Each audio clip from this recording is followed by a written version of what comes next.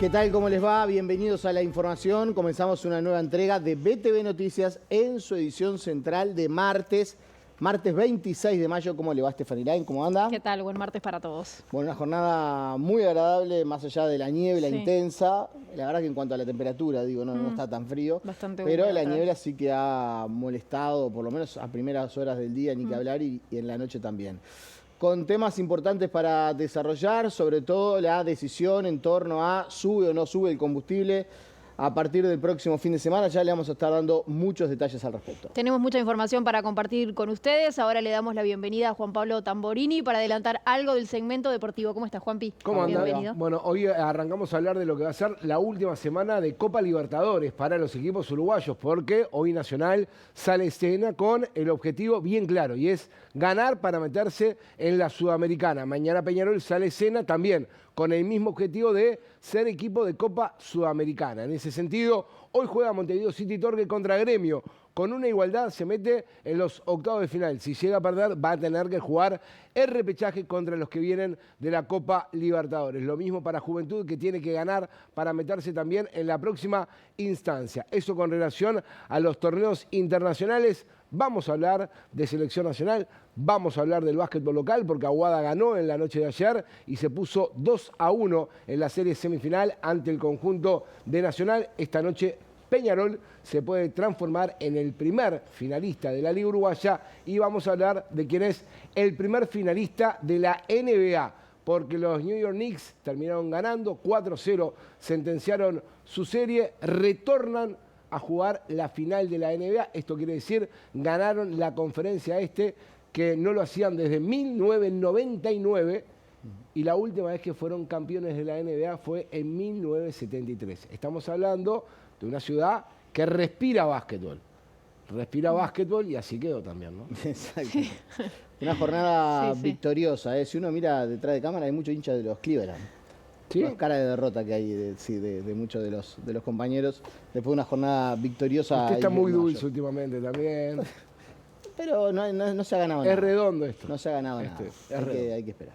Gracias, Tambo. Bueno, alguna cosa sí se gana. De esas pequeñas batallas sí se gana. Bien. Gracias, Tambo. Hay información destacada del Mira, otro panorama que tiene internacional. cara de Y victoria. que vamos a estar tiene. repasando imágenes de Que los vamos a festejos en estar Nueva York. repasando imágenes de lo que decía de los Knicks ahí Juan Pablo Tamborini. Primero que nada, el saludo para ustedes y para la gente en casa. El saludo también para los compañeros de operaciones, para la gente que está detrás de cámara y también que tiene gusto a derrota por parte de prensa. Bueno, lo que sucedió, Tamborini estaba hablando hace un ratito nada más de lo que fue lo estrictamente deportivo tras esa victoria, pero yo quiero que ustedes vean lo que sucedía minutos más tarde con los festejos a las afueras del lugar donde se disputó el partido, donde hubo una cantidad de miles de personas. Tiene sonido para escuchar cómo palpitaban esa victoria y cómo se colmaron las calles. Mire lo que es eso, lo que es el fenómeno social que produce la NBA, pero también un partido de estas características, ¿no? Banderas, teñido de azul y naranja. Y en un momento la gente diciéndole son que imágenes baje. más latinoamericanas que norteamericanas, pero claro, es lo que representa el New York Knicks para la ciudad de New York. Claro, claro. Y mire la policía ahí diciéndole a algunos que se bajen porque se habían subido a techos, se habían subido a algunos lugares históricos. ¿Dónde esta gente salga campeón? Bueno, sí. La verdad que es muy difícil, ¿no? La conferencia oeste es mucho más poderosa que la del este, pero Miren lo que es. Bueno, en un ratito venimos con eso, vamos a hablar de lo que fueron esos festejos. Se habla de al menos una docena de detenidos tras estos festejos. Bueno, vamos a estar hablando en un ratito nada más con Claudio Fantini, haciendo un análisis de lo que ha sido la encíclica del Papa León XIV, que fue publicada en la pasada jornada. Bueno, también vamos a estar hablando de lo que fue el mensaje del arzobispo de Buenos Aires, García Cuerva, que fue muy duro con el gobierno actual en la pasada jornada. Algunos se preguntarán si se excedió de tono con ese discurso. Se lo consultamos en un ratito nada más a Claudio Fantini. Tenemos mucha información para compartir. Como siempre, estoy más en el segmento internacional. gracias, Deli. Gracias, A ustedes. Actualizamos el estado del tiempo. Profe, ¿cómo le va? Bienvenido. Muchas gracias, Stephanie. Nicolás, un gusto, un saludo a todo el país. ¿Cómo está la atmósfera? Aquí estamos con nieblas, masas de aire húmeda, visibilidad reducida, aeropuertos cerrados, puertos cerrados también en la madrugada. En Europa están con 37 grados en el Reino Unido con altas temperaturas, mientras que todavía el invierno aquí no llega, allá no llega el verano y la atmósfera muy variable. Y hablando de variables, vamos a ver cómo está el tiempo a esta hora. Estamos con una temperatura de 12 grados. Ha venido cayendo.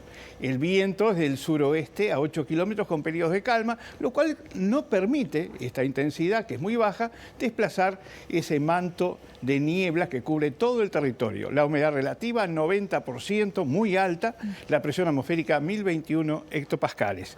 Dicho esto, cerca del final del informativo, hablaremos sobre las perspectivas o el pronóstico para el día de mañana y jueves.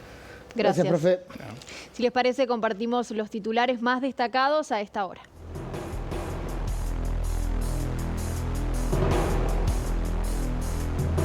La ministra de Industria, Fernanda Cardona, se reunió con autoridades de la URSEA para evaluar el posible ajuste en el precio de los combustibles en los próximos días. Móvil en directo. El ministro de Relaciones Exteriores, Mario Lubetkin, expuso hoy en el Consejo de Seguridad de Naciones Unidas en Nueva York y destacó la defensa que Uruguay hace del multilateralismo. Ediles de Montevideo por el Partido Nacional proponen que se apliquen multas a aquellas personas que vandalicen espacios públicos. La alcaldesa Matilde Antía dijo que se busca poner orden y valorizar los espacios públicos de la capital. En nuestro país se celebra el Día Nacional del Libro, conmemorando en este año los 210 años de la apertura de la Biblioteca Nacional. En su columna, además de noticias, el periodista Raúl Ponce de León analiza el desempeño de los legisladores frente a los diversos temas que afectan al gobierno.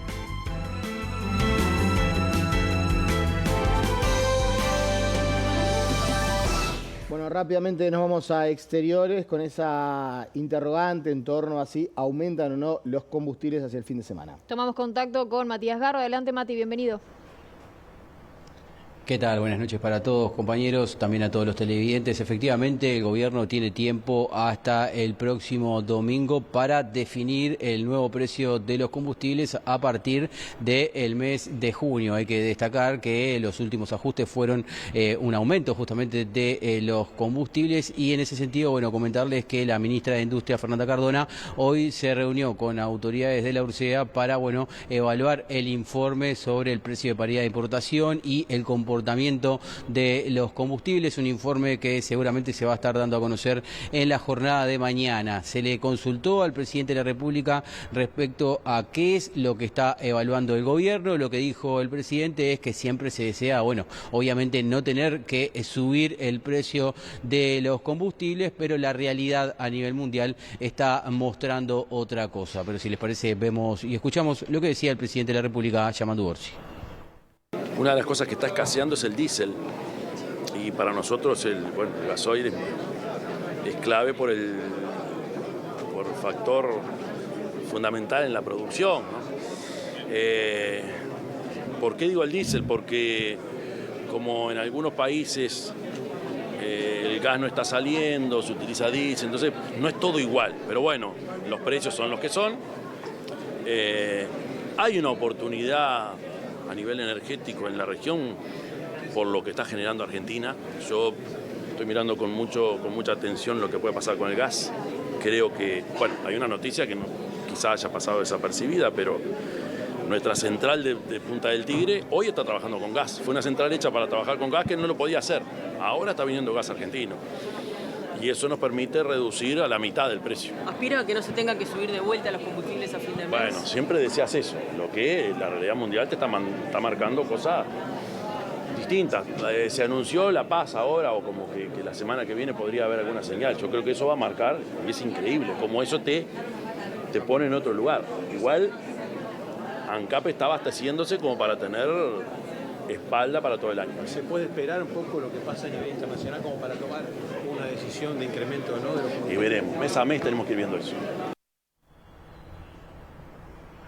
Varios hechos violentos han marcado la agenda policial en pocas horas. Un triple homicidio en el Cerro el pasado domingo, 2 homicidios, uno en Marconi y otro en Plácido Yauri en la jornada de ayer, prácticamente a la misma hora. Se le consultó también al respecto al presidente de la República, quien volvió a destacar en cuanto a las dificultades que se tiene para combatir justamente ese tipo de delitos, a cómo está trabajando el Ministerio del Interior, que según indicó, tiene una ventaja porque ya tiene elaborado un plan justamente en el marco de la discusión de la rendición de cuentas, que ya se comienza a dar por estas horas en el gobierno. Ya los ministerios elaboraron sus documentos con sus principales reivindicaciones, que fue elevado entonces al Ministerio de Economía, quien deberá analizarlo y posteriormente elaborar este documento. El gobierno tiene tiempo, como ya hemos dicho, hasta finales del mes de junio para trasladar ese documento a el Parlamento. Pero si le parece, nuevamente vemos y escuchamos al presidente de la República.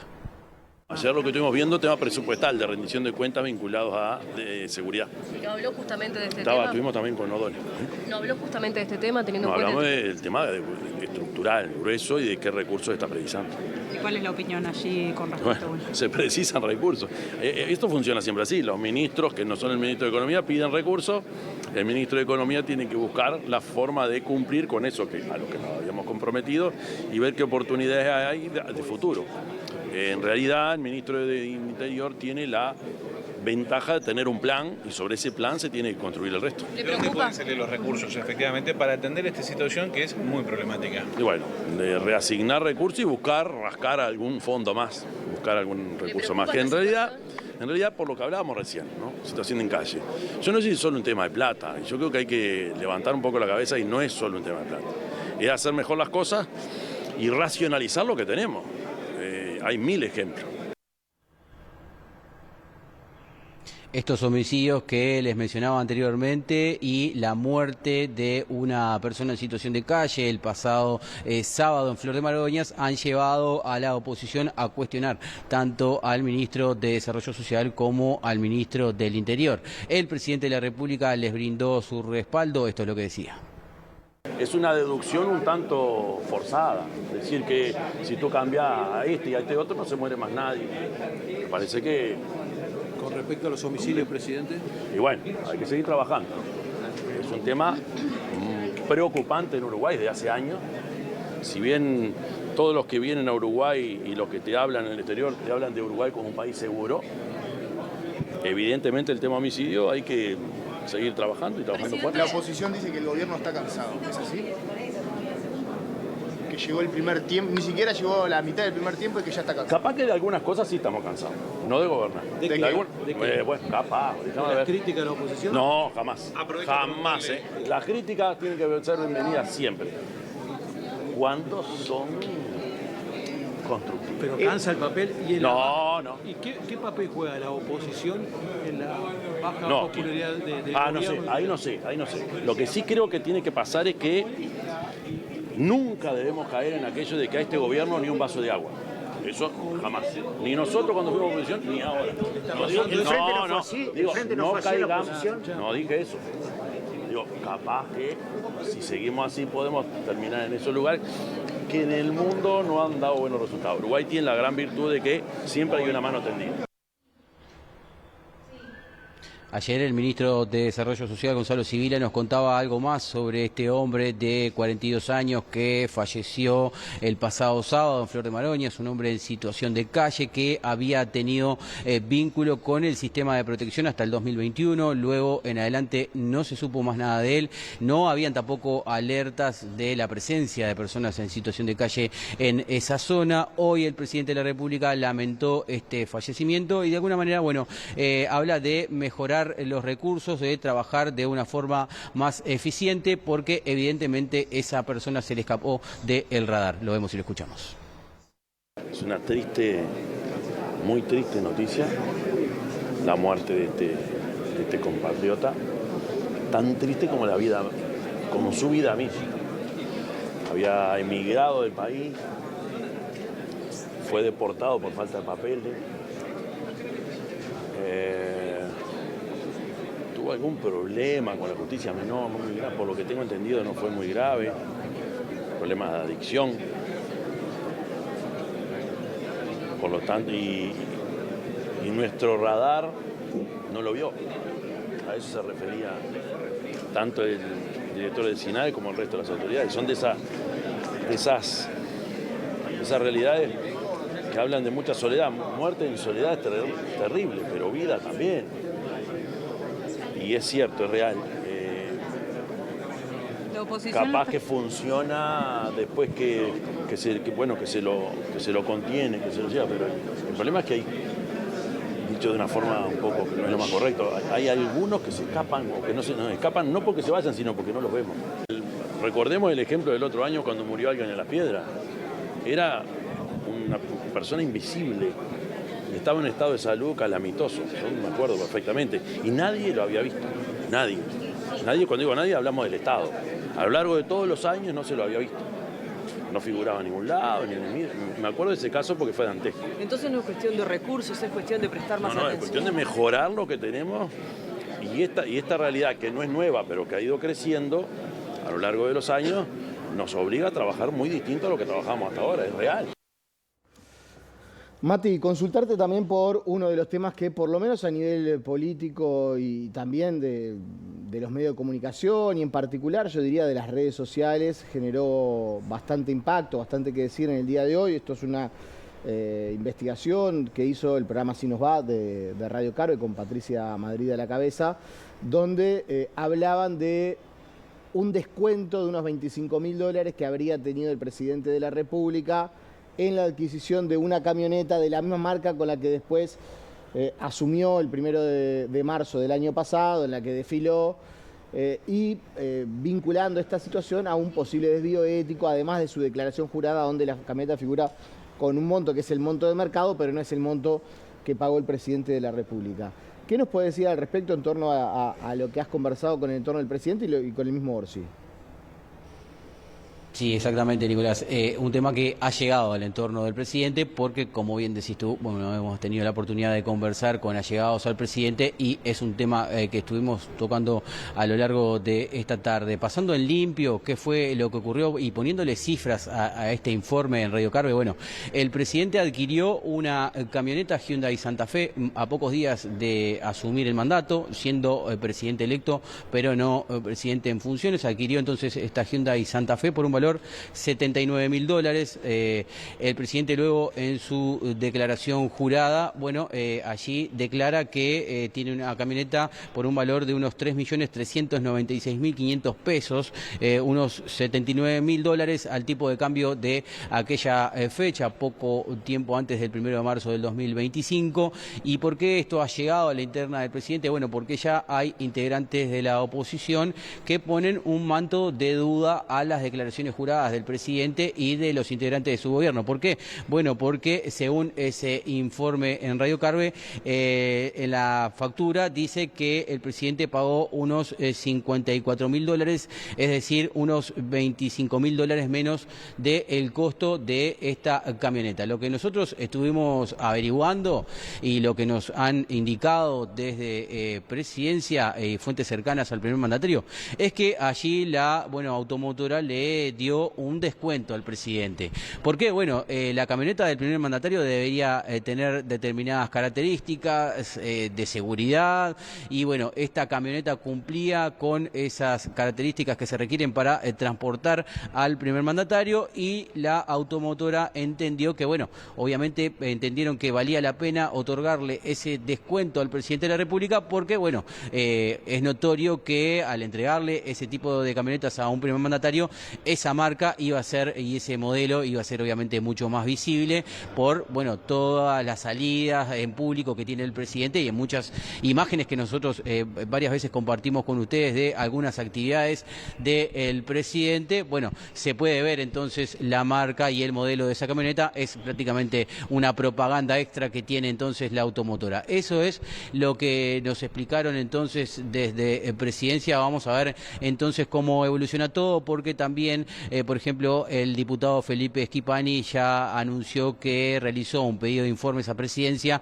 para saber las características de la camioneta que transportó al presidente de la República el pasado, ese 1 de marzo de 2025, la misma marca de la camioneta que transporta al presidente, y también quiere ver, bueno, qué vínculos tiene con la automotora que otorgó entonces esa camioneta. Yo me quedé sin retorno, pero voy cerrando este contacto, simplemente indicándoles que, bueno, la mañana miércoles se estará desarrollando una nueva jornada de Consejo de Ministros a las 11 de la mañana y está todo previsto para que a partir de las 14 horas aproximadamente se esté dando aquí entonces una conferencia de prensa. El presidente de la República ya había indicado que, bueno, seguramente habrán anuncios, pero antes de cerrar este contacto vamos a compartir con ustedes. Hoy el presidente era consultado respecto a esta situación de la camioneta y esto es lo que respondía. Salió una declaración periodística, bien, y yo lo que voy a mandar a esa periodista le voy a mandar la boleta, la factura, es lo único que tengo para decir. Y $87.000 una camioneta con la plata que tiene. Le mando la factura. ¿Por qué gastó tanta plata en una camioneta? Le mando la factura, cuando usted vea la factura ahí va a decir qué precio es. Yo no dije 87. Le agradecemos a Matías por este aporte. Ahora les contamos otros temas importantes también de nuestra jornada. La Fiscalía, Policía Científica y el Ministerio del Interior están analizando en la investigación de un presunto mensaje narco que fue encontrado en el día de hoy en el Hospital del Cerro. El mensaje es un collage de varias letras recortadas de diarios y pegadas en una hoja que expresa: respeten al narcotráfico, atentamente, el cártel de Montevideo. El mensaje fue encontrado por un trabajador del hospital en uno de los baños del centro asistencial. Según informa el diario El País, el fiscal Alejandro Sastre ordenó como una de las pericias que se analicen las cámaras de seguridad del lugar para dar con la o las personas que pueden haber dejado esta amenaza allí en el lugar. Ahora avanzamos con otros temas. Les comentamos que el presidente del directorio del Partido Nacional, Álvaro Delgado, apuntó contra el gobierno de Yamandu Orsi por la decisión de OCE de modificar el proyecto de saneamiento aprobado por la administración de Luis Lacalle Pou y reducir de 61 a 28 las localidades en las que se realizarán las obras. El jerarca dijo que el gobierno tiene un capricho refundacional. A mí me sorprende una vez más la actitud que se vino reiterando en el tema Arasatí, que se viene reiterando con el tema Cardama, en varios proyectos del gobierno anterior que estaban encaminados. Este gobierno decide cancelarlos. ¿Y saben cuál es la conclusión de esto? No solo que menos localidades van a tener saneamiento, sino que además no saben cuándo lo van a tener. Y es tremendamente injusto para los habitantes del interior profundo de nuestro país, que por cancelar un proyecto por haber sido hecho en el gobierno anterior, se queden sin ese instrumento vital como es el saneamiento para mejorar su calidad de vida. Y a todo esto, en otros asuntos, el ministro de Relaciones Exteriores, Mario Lubetkin, expuso en el Consejo de Seguridad de las Naciones Unidas, que se desarrolla en Nueva York, que el canciller destacó que en la historia Uruguay siempre estuvo del lado de la defensa del multilateralismo y del sistema de Naciones Unidas. Y reclamar la solución de las controversias y de los conflictos que ponen en riesgo la paz y la seguridad internacional a través de medios pacíficos. Este posicionamiento no es apenas retórico, sino que es muy tangible a través de nuestra larga y rica tradición de participación en las operaciones de paz de las Naciones Unidas, en la que decenas de miles de cascos azules de Uruguay han dado el máximo e inclusive varios han pagado incluso con sus vidas por defender los derechos humanos, el derecho internacional humanitario y propiciar la estabilidad en las zonas afectadas por conflicto en las cuales se han desplegado nuestras fuerzas. Uruguay reivindica la importancia de continuar apostando por esta valiosa herramienta para mantener y consolidar la paz a nivel internacional que hemos creado, legitimada no solo por la legalidad internacional que conlleva los mandatos aprobados por este Consejo, sino por una evolución y mejora constante en la implementación de las arduas tareas encomendadas especialmente la de protección de civiles. Es con este mismo espíritu de contribución tangible a la promoción de la paz que el actual gobierno de Uruguay ha decidido lanzar una política nacional de construcción de la paz y facilitación de diálogos, a través de la cual, apoyados en nuestra sólida tradición pacifista y de búsqueda de acuerdos políticos, esperamos poder hacer una contribución positiva. Seguimos con otros asuntos. Les comentamos que el prosecretario de la Intendencia de Montevideo, Diego Olivera, informó que la comuna adquirió cerca de 200 cámaras de videovigilancia para detectar vandalismo en espacios públicos. La verdad que es un tema que se ha instalado con fuerza. Montevideo es una ciudad que tiene un nivel de vandalismo que a veces llama la atención. Incluso empresas que están en distintas capitales latinoamericanas nos trasladan que Montevideo tiene este problema especialmente cuando uno dice, bueno, quizás por los niveles educativos que predominan en una ciudad como Montevideo deberíamos esperar otra cosa, pero la falta de cuidado por el espacio público realmente es un tema el que estamos trabajando y incrementando los recursos. Nos gustaría gastar mucho más en crear espacio público nuevo, pero la verdad es que hoy vamos a tener que dedicar más recursos a contrarrestar este problema del vandalismo. Nosotros ahora estamos priorizando el monitoreo a través de videovigilancia de monumentos en el Prado, en el Parque Valle, en el Parque Rodó y en el Parque de las Esculturas, allí en la zona del nuevo centro shopping. ¿Por qué? Porque bueno, son espacios verdes con una superficie importante donde especialmente en horas de la noche hay poca circulación y eso genera una vulnerabilidad como para que allí actúen personas que quieren robar estos metales. En paralelo estamos trabajando por supuesto con la Policía Departamental de Montevideo que nos apoya con todos sus recursos y también coordinando con el Gobierno Nacional para de alguna manera pedir que se controle más esa cadena de comercialización de metales. Una primera etapa son 111 monumentos que tenemos identificados con un mayor grado de vulnerabilidad, que son los que en estas zonas que mencionaba, en estos parques, y bueno, progresivamente vamos a ir avanzando a medida que vayamos también evaluando cómo va funcionando todo esto. En redes sociales se divulgó fotos justamente de un hombre dañando, haciendo grafitis en Ciudad Vieja. ¿Se coordina con el Ministerio del Interior para dar con esta persona o cómo es el proceso? Sí, ya desde el fin de semana estamos trabajando en esa situación, todavía no quiero adelantar, pero es una situación que evaluamos como grave. Hemos hecho un relevamiento en el día de ayer y hemos detectado que la verdad que bueno, esa firma que se ha identificado en redes sociales realmente está en una cantidad de espacios en la ciudad, incluyendo fachadas que son propiedad de la Intendencia, por lo tanto con toda certeza vamos a hacer una denuncia correspondiente para que actúen las autoridades competentes. Bueno, y a todo esto desde el Partido Nacional, ediles están proponiendo que se apliquen multas a aquellas personas que vandalicen espacios públicos. La alcaldesa del municipio CH, Matilde Antía, aseguró que se está buscando que se ponga en orden el espacio público y también lograr su valorización. Nació a raíz de una solicitud nuestra de trabajo en el municipio, ¿no? Nosotros desde 2023 venimos trabajando en contra del vandalismo en la ciudad. Tuvimos en principio el programa que se llamaba Borrón y Cuenta Nueva y en esta segunda gestión nuestra lo cambiamos a un plan anti-graffiti. Tenemos una cuadrilla que está trabajando en fachadas y en espacios públicos y en realidad lo que queríamos era darle una reglamentación a esto y sanciones, sobre todo a las personas que vandalizan nuestra ciudad.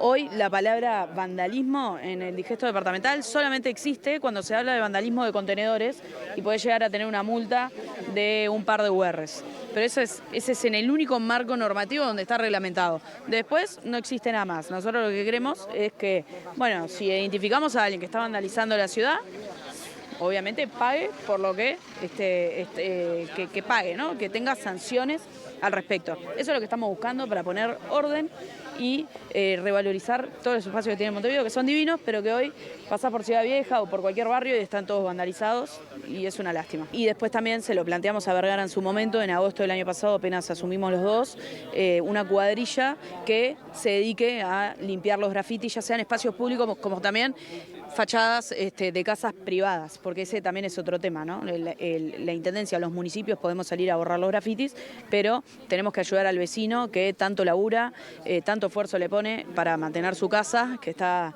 vandalizada. Y bueno, capaz que ayudar a que el barrio esté mejor y ayudar a ese vecino que la tiene vandalizada es una buena opción, que es lo que hacemos nosotros y hasta ahora viene funcionando bárbaro.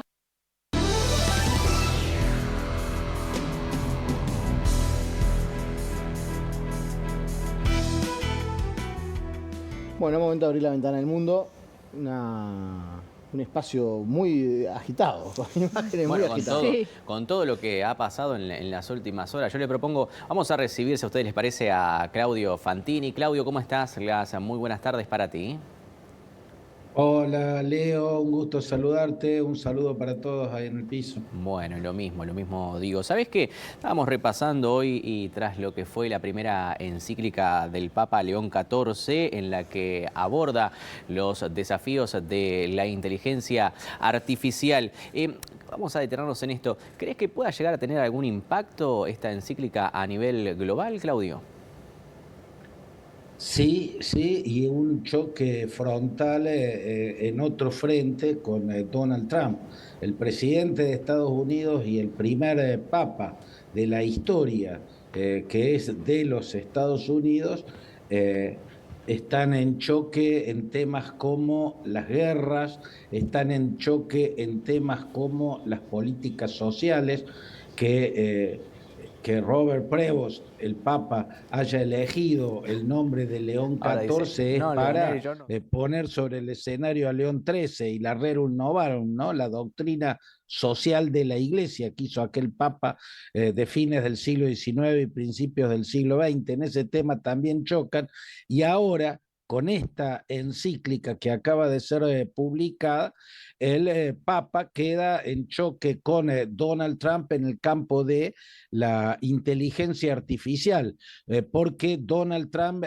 viene rechazando regular la inteligencia artificial y regular el desarrollo de esa tecnología. Incluso sectores del Partido Republicano, incluso algunas voces fuertes en el movimiento MAGA, como la de Steve Bannon, le han pedido que se replantee el tema y que establezca regulaciones en ese terreno. Bueno, siempre Trump se ha negado, él está rodeado de un empresariado tecnocrático, de los que producen tecnología de avanzada, como por ejemplo Peter Thiel, ¿no? El dueño de Palantir Technology, ¿no? que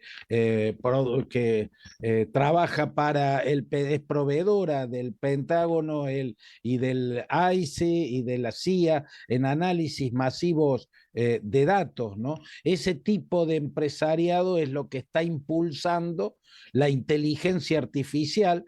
El gobierno argentino es allegado a Donald Trump y por eso también Peter Thiel ya ha hecho pie en la Argentina, donde la empresa Palantir Technology está creando los programas que van a planificar la política social en la Argentina. Por lo tanto, sí es muy importante lo que implica esta encíclica, la primera de este Papa, que es el primero de origen norteamericano, establece otro campo de confrontación muy, muy fuerte, tal vez el de más profunda confrontación entre el modelo que él sostiene como modelo de la Iglesia y el modelo que sostiene Donald Trump y quienes lo acompañan, ¿no? Este empresariado que tiene mucho de plutocracia, ¿no? Un gobierno de ricos y que son los que manejan la alta tecnología, sobre todo la tecnología que tiene que ver con las comunicaciones, los dueños de los algoritmos, lo que echa muchas sombras sobre el futuro de la democracia. Todo eso está contenido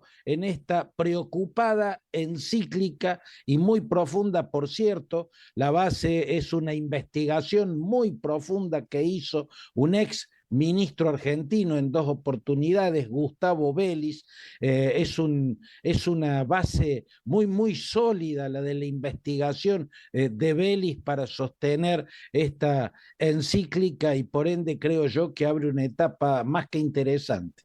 Sabes que estás nombrando Argentina al pasar y ayer fue un día muy particular, un día patrio y que coincidió con la publicación de esta primera encíclica del Papa León. Pero en Argentina, Claudio, me dirás vos si sí o si no, ha quedado resonando la homilía del arzobispo de Buenos Aires, García Cuerva, en el Te-Deum de la fecha patria por las fuertes críticas al gobierno de Javier Milei, que como todos los años asiste junto con parte de su gabinete. Yo me anoté algunos de los conceptos. Habló de sálvese quien pueda, de la división a través de las palabras hirientes, basta de arengar, le dijo, a la polarización y viven de privilegios. ¿Te pareció que fue medio excedido de tono esta homilía por parte del arzobispo? Bueno, fue sin dudas, Leo, el hecho más fuerte de la jornada, el hecho trascendente en el escenario político, ese fuertísimo discurso del arzobispo de Buenos Aires.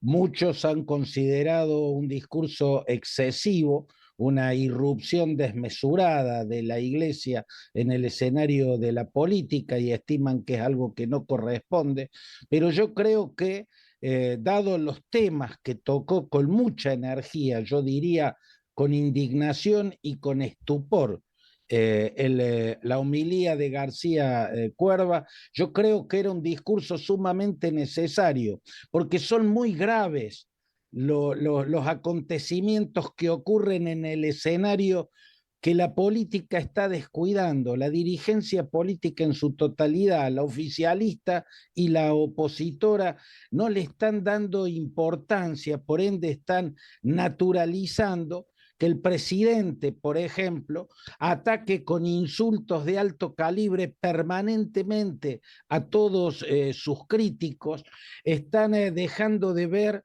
lo que yo llamo la infección de obscenidad que está teniendo la política argentina. Es una infección de obscenidad. Pensemos que hay un presidente que a sus opositores lo trata de mandriles, usando el mandril como un símbolo de lo que es la violación anal.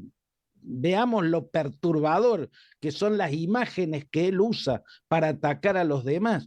Un presidente que llegó a decir que el Estado, y cito textualmente, es como un pedófilo rodeado de niños en un jardín de infantes, rodeado de niños encadenados y envaselinados.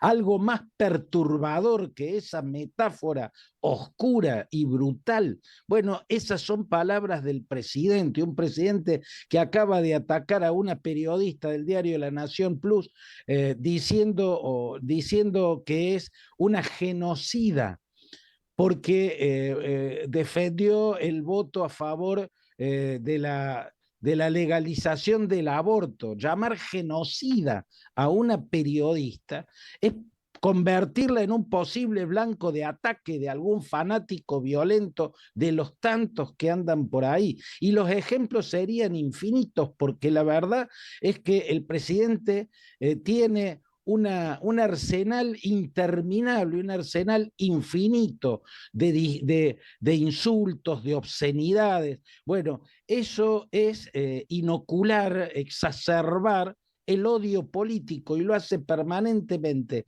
el propio presidente y las usinas que tiene produciendo propaganda, que es sobre todo propaganda de descalificación y de ataque contra la crítica y contra la oposición. Como las voces de la oposición son afónicas en estos temas, me parece que era necesario que apareciera una voz y se hiciera escuchar. Y yo creo que en esto el arzobispo de Buenos Aires, García Cuerva, bueno, jugó el rol de el niño que en el cuento de Hans Christian Andersen gritó en la multitud lo que el resto de la multitud veía, pero no decía, ¿no? Y desde ese punto de vista creo que ha sido muy importante y positivo que alguien dijera lo que la Argentina ya está irresponsablemente naturalizando. Bueno, muy bien, Claudio, como siempre es clarísimo el análisis. ¿Sabés que los compañeros me dicen acá por el oído?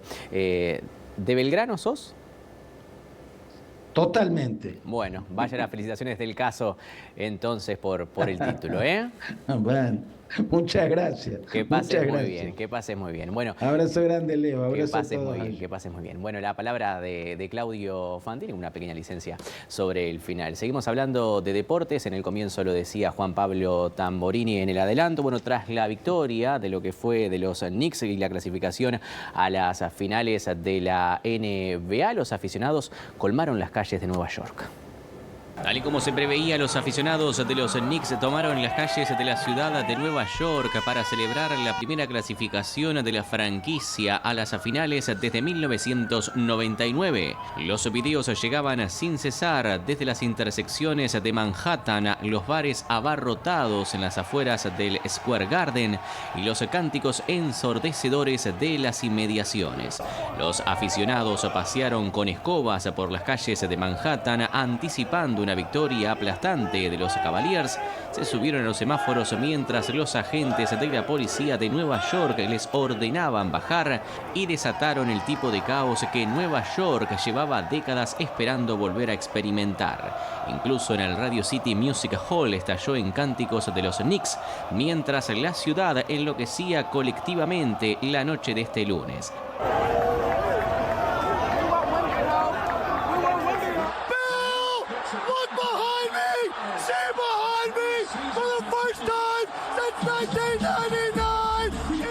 La racha de 11 victorias consecutivas ubica a New York en una campaña histórica. Solo 3 equipos lograron rachas más largas o iguales en un solo playoff. Los Golden State Warriors con 15 victorias en 2017, los San Antonio Spurs con 12 en 1999 y los Ángeles Lakers con 11 en 2001 y 1989.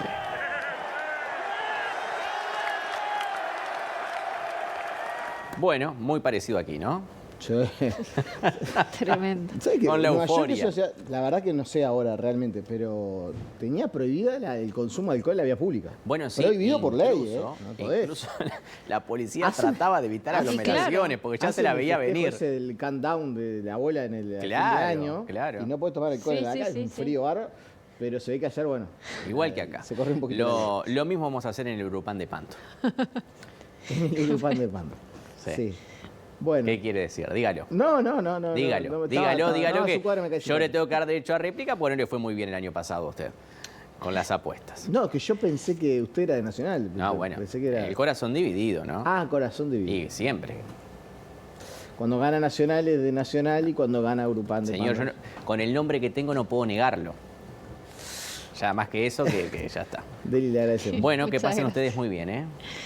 Hacemos una nueva pausa. Pausa y venimos con más aquí en Beto de Noticias.